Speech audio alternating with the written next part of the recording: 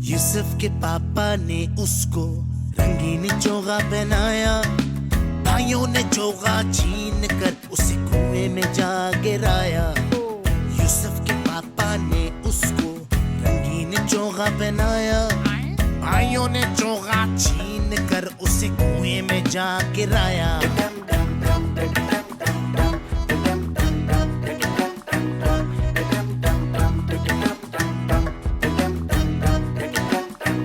आगे क्या हुआ सुनो।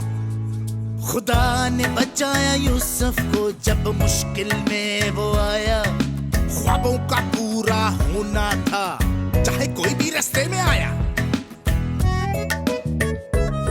खुदा ने बचाया यूसुफ को जब मुश्किल में वो आया, ख्वाबों का पूरा होना था चाहे कोई भी रास्ते में आया।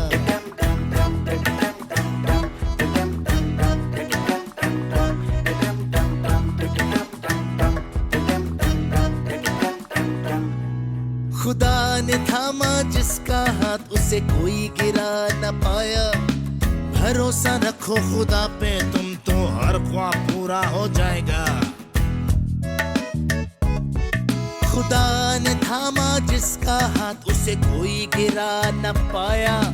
भरोसा रखो खुदा पे तुम तो हर ख्वाब पूरा हो जाएगा।